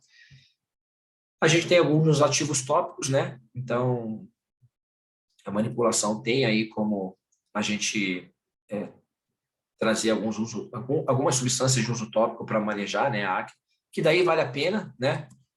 Independente dos esteroides que são utilizados, então a gente vai atuar daí sobre a glândula sebácea, né? Então você tem aí alguns ativos de uso tópico que podem contribuir e reduzir esse efeito colateral, assim como a queda de cabelo, né? Que da mesma forma que a acne é um dos efeitos colaterais que mais incomoda o público feminino, então você vai ter basicamente aí as testosteronas e as dihidrotestosterona causando esse efeito. Mas aqui a gente puxa o mesmo raciocínio, que essa sugestão de fórmula é mais efetiva para quem faz uso de testosterona do que quem faz uso de estanozolol, oxandrolona, qualquer outro derivado do DHT, tá? E para quem faz uso do derivado do DHT aqui, de fato, reduz dose ou suspende o uso, tá? Então aqui essa suplementação é mais efetiva para quem usa as testosteronas, tá? Ginecomastia, que daí, assim, de fato, é um dos principais efeitos colaterais em homens e que mais, assim, acaba trazendo essa preocupação em consultório, né, que é o aumento do desenvolvimento mamário no público masculino, tá? Então, o uso, principalmente de testosterona, de anabol, boldenona, que são aí derivados da testosterona, né, as próprias nandrolonas, então tem algumas nandrolonas que acabam estimulando a produção de prolactina, né, como, por exemplo, a própria decadurabolin, elas vão trazer como consequência em alguns homens, o aumento e o desenvolvimento das estruturas mamárias. Então, não é incomum você ver homens, né, com um aumento de gordura na região do peitoral. E aí, esse efeito deve ser manejado aqui, ó, no início do problema. Quando o cara atinge esse aspecto, aqui só se corrige com intervenção cirúrgica. Então, o cara tem que fazer uma lipoaspiração, uma lipomastia e retirar a glândula, né, mamária. Então, muitas vezes você previne o efeito usando o tamoxifeno, exemestano, né? O indol, 3-carbinol, crisina, o próprio Relora, né? Então, são aí medicamentos e nutracêuticos que podem diminuir esse efeito colateral porque trabalham em cima da inibição da enzima aromatase, tá? Quais são os públicos que mais têm esse tipo de efeito? Geralmente o cara que faz uso de testosterona e tem um percentual de gordura elevado, tá? Que não é incomum. Porque quanto maior o teu percentual de gordura, né, maior a tua taxa de conversão, porque o tecido adiposo produz muita aromatase.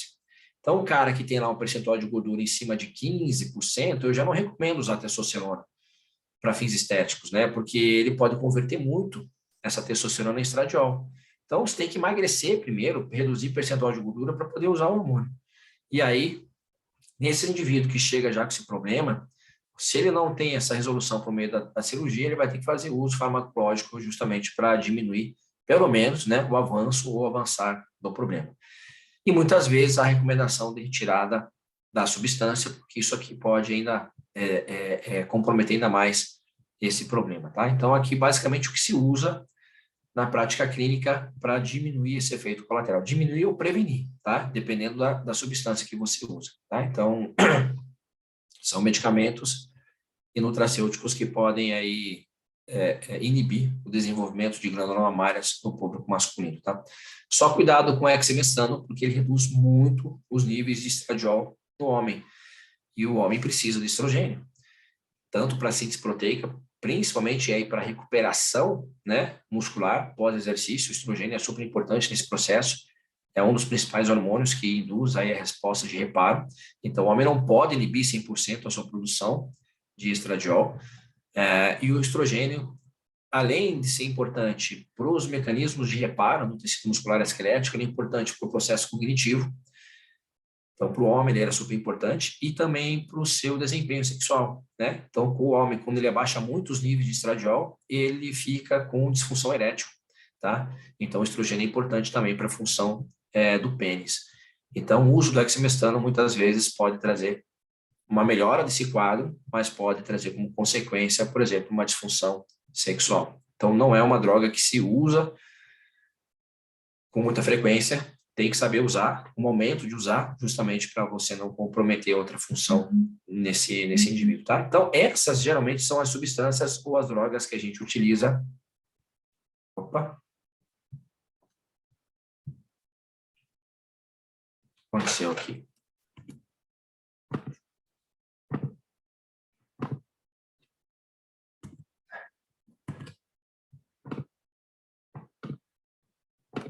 Aí, voltei. Então, geralmente são essas as substâncias, né, que se utiliza para tratar esse efeito colateral, tá? A ginecomastia.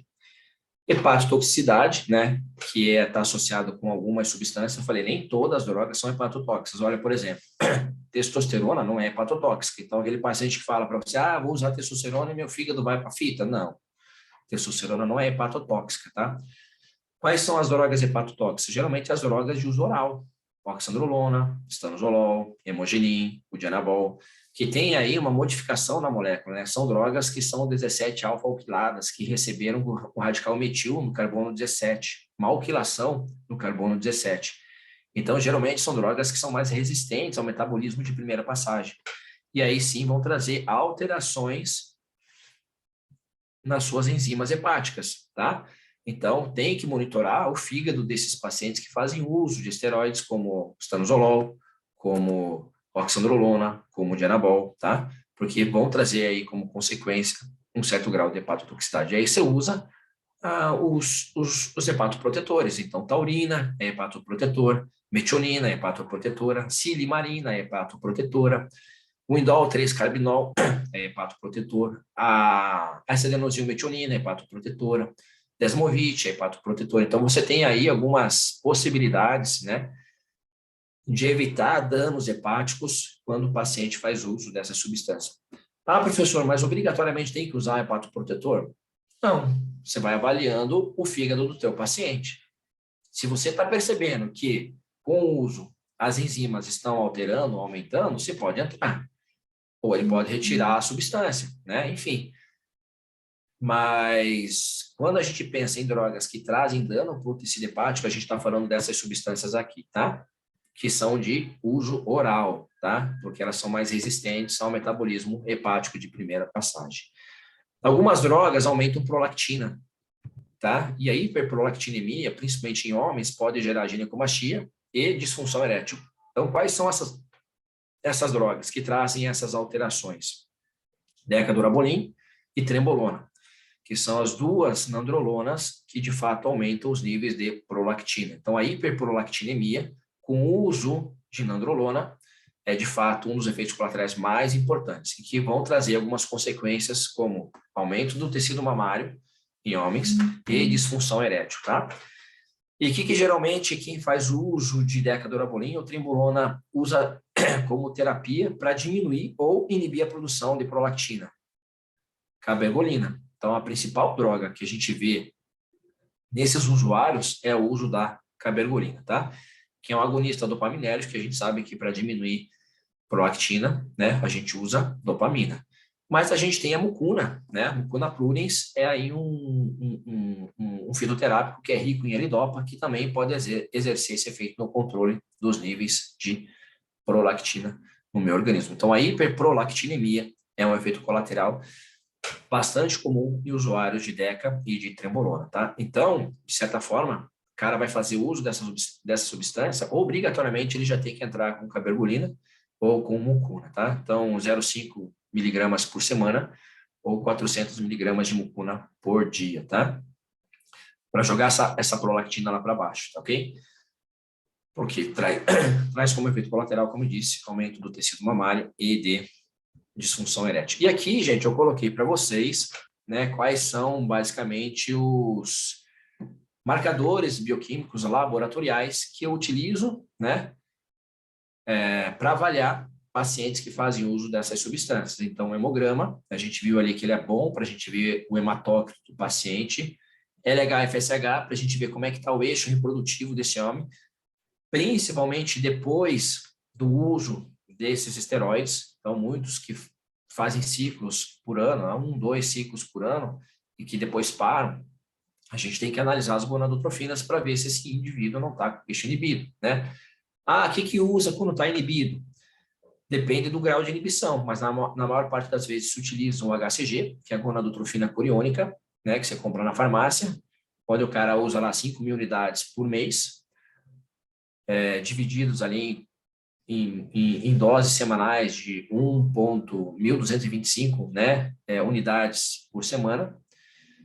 E também o Indux, né, que é um medicamento que mulheres usam para induzir a ovulação, que muitos homens usam justamente na terapia pós-ciclo para poder estimular de novo a produção de testosterona. Professor, quanto tempo é feito o TPC? Depende de cada homem. Mas se você parar para pensar que para você produzir um espermatozoide e maturar esse espermatozoide, ele leva pelo menos 3 meses, então o tempo de uso é no mínimo 90 dias. Por que eu estou falando isso? Porque quando o homem ele ejacula um espermatozoide que tem 3 meses de vida. Então, todo o processo de você produzir, maturar e armazenar aquele espermatozoide para ele ser ejaculado leva mais ou menos 90 dias. Então, a terapia pós-ciclo não é feita em um dia, uma semana e um mês. O TPC é, no mínimo, 3 meses, com acompanhamento, principalmente dessas gonadotrofinas, tá? Os níveis de testosterona total e fração, os níveis de SHBG, os níveis de estradiol, para ver se esse indivíduo não está aromatizando, os níveis de DHT, para ver se esse indivíduo não está convertendo muita testosterona em dihidrotestosterona, prolactina, dependendo do esteroide que esse indivíduo usa, se for as nandrolonas, ele tem que avaliar a prolactina, perfil lipídico, função hepática, as bilirrubinas, né? Enfim, então você tem um painel mais ou menos que já te dá aí um bom indicativo para avaliar como está aí o organismo desse indivíduo e como esses hormônios, né, estão atuando, de certa forma, né, nesse indivíduo, tá? Então, esse painelzinho é que eu utilizo na minha prática clínica para ver como que está a saúde desses usuários de esteroides anabolizantes, tá? Coloquei para vocês também, depois vou mandar para a Grace, né? Essa aula tem aqui os marcadores, né, de valores ideais, tá? Então, pensando, né, em valores ideais, aqui tem basicamente o que a gente encontra de valores adequados. Lógico, o cara que vai fazer uso de testosterona, você vai ver que esses valores duplicam ou triplicam, dependendo do tipo de esteroide, dependendo da quantidade que ele usa, tá? Então, 700 nanogramas por decilitro, a gente está falando de um cara natural, que não produz ou que não usa, né, esses hormônios exógenos. Então, o cara que faz uso de testosterona, por exemplo, você vai ver valores 2, 3 vezes mais do que isso. Então, mas, de qualquer forma, eu estou mandando um painelzinho para vocês dos valores ideais para a prática clínica de vocês. E eu deixei no finalzinho aqui, só para a gente finalizando, um bulário, que é, de fato, o perfil desses esteroides, né? O perfil farmacológico desses esteroides, o que ele pode trazer aí como consequência no organismo, tá? Então, por exemplo, a oxandrolona é um DHT, 17 alfa-alquilado, então ele traz hepatotoxicidade, não aromatiza, é por isso que, de fato, quando o homem ou a mulher faz uso de oxandrolona, não retém líquido, então ele não fica inchado igual uma testosterona. Então, dependendo da dose, né, e se esse homem está aromatizando muito essa testosterona, ele tem mais retenção hídrica, né? A oxandrolona não retém, porque é um DHT, não aromatiza. Então, é uma droga de finalização, por exemplo. Então, e por isso que muitas mulheres gostam de oxandrolona, porque ela não retém. E os ganhos são mais limpos e mais sólidos, né? Então, ela ganha peso, ganha massa muscular, limpa, né? Sem retenção hídrica.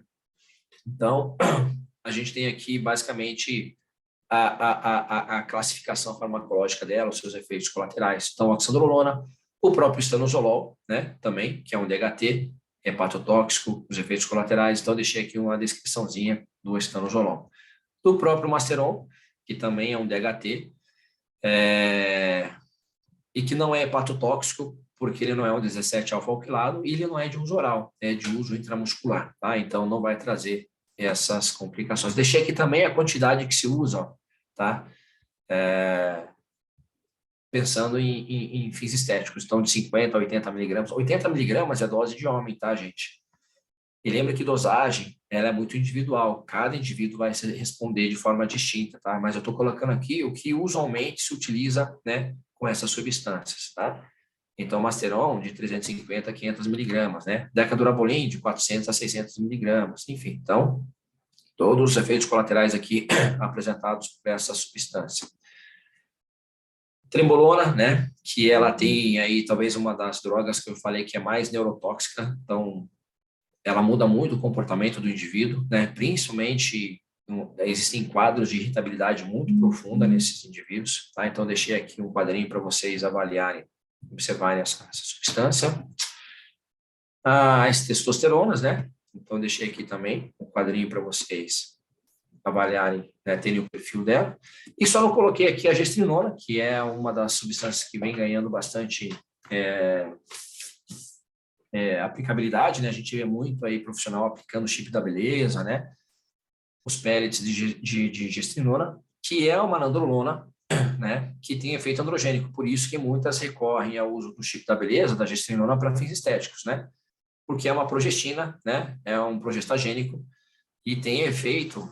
Ela, na verdade, a gestrinona, ela se liga aos receptores de hormônios androgênicos, por isso que ela vai exercer efeitos anabólicos e vai trazer algumas consequências estéticas legais, como redução do teor do percentual de gordura, do aumento da massa muscular esquelética, por ter um efeito antiestrogênico, né, porque é uma droga utilizada para o tratamento da endometriose, vai reduzir celulite, vai reduzir gordura localizada. Então, assim, os efeitos estéticos da gestrinona para a menina, para a mulher,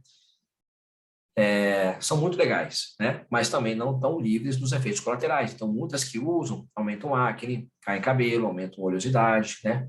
Por quê? Porque é uma progestina que tem afinidade por receptores de hormônios androgênicos. Então, todos os tecidos que têm receptor desses hormônios vão responder à presença da gestrinona. Então, também tem que tomar cuidado com o uso desse hormônio, né? Então, o apelo chip da beleza tem que tomar cuidado, porque nem sempre vai trazer beleza, vai trazer efeitos colaterais importantes, que, inclusive, quando você faz o uso do chip, é mais complicado de manejar, porque você implantou isso na pele. Para você tirar, você tem que fazer uma outra incisão e tirar o produto. Então, nem sempre é a melhor via de administração, tá? Então, tem que tomar cuidado. Enfim, gente, então eu coloquei aqui, basicamente, o que a gente mais tem de uso frequente, pensando em esteroides, né, e no consultório, tá? E era isso, Grace. Vou abrir aqui para as perguntas. É muito assunto em pouco tempo, né? Mas é um assunto que eu gosto bastante.